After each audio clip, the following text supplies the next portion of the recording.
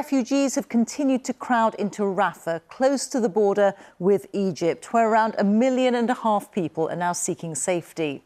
We'll get the latest on the ground in just a moment. But first, last November, we reported on the case of a young woman and her disabled brother, Tala and Yazid, in Rafah. They were trying to escape, but were repeatedly turned away at the border, along with their mother and siblings. Our special correspondent, Fergal Keane, has been following the family's story. We came back to no electricity, no food for today. She's been a constant, caring voice from within the siege. And one more day closer to my brother running out of medications, and we're still here. Tala Abu Nahleh's daily life, a relentless struggle to care for her disabled brother Yazid. 3 times they tried to escape Rafah. Like last November, when our cameraman first met them at the border. So we're trying to do anything that we can to do to survive, because I simply don't want to die at 24. They didn't get out of Gaza then. Back home, amid the constant noise of drones overhead, Tala tried to comfort Yazid.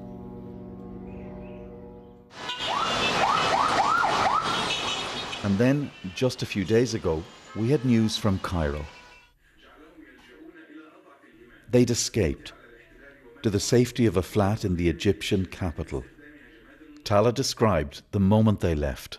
I can't hear drones anymore. And I can't see. I'm sorry. I won't be hearing any bombings or any airstrikes, and it felt really surreal. But normality, even being able to boil a kettle for tea, has brought uncomfortable feelings. This is one of the hardest feelings to talk about. Tala carries the memory of the people she's left behind.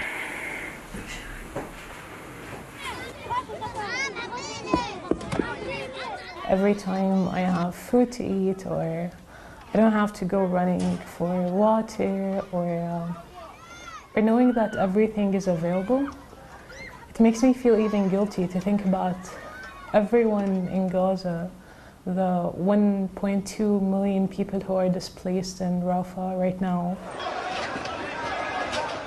But they had to leave. Yazid's medication had run out, worsening his condition. He would have a seizure every time he heard bombing.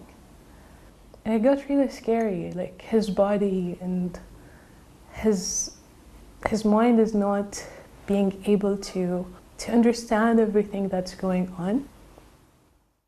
Tala knows a world beyond Gaza. She studied in the US, lived with an American family. She won a fellowship for young leaders funded by the State Department. But always coming home to Yazid, here together in 2021. Will she return to Gaza? I don't know how long is it gonna take, but I would want to be part of rebuilding it and healing it. I think everyone who leaves Gaza still does not leave them. The Cairo sky is safe, but it's not the sky of home. Fergal, Keane, BBC News, Jerusalem. Let's go live now to Jerusalem and to our correspondent Paul Adams. And Paul, what do we know about conditions in southern Gaza tonight? Well, Reeta, you mentioned 2 places in your introduction. One was Nasser Hospital. Well, the situation there is very unclear. The Israelis troops have been in there since early Thursday morning, conducting searches, arresting members of staff who they believe are associated with Hamas, and looking for evidence that hostages were being held in the hospital. They say that they are doing what they can to keep the hospital running, bringing in diesel and oxygen and helping to fix a generator. Palestinian sources are saying that the hospital is absolutely on its last legs. And in fact, the head of the WHO has said that effectively Nasser Hospital has ceased to function. We've heard of people dying as a result of interruptions to power and oxygen. So at the very least, it's an extremely precarious situation in Nasser Hospital.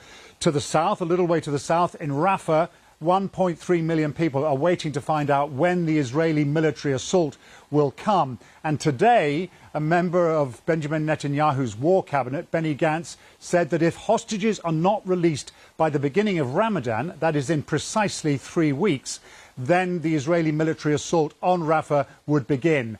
And the White House has demanded that that cannot begin unless those civilians are out of the way. And at the moment, there is no plan to move them.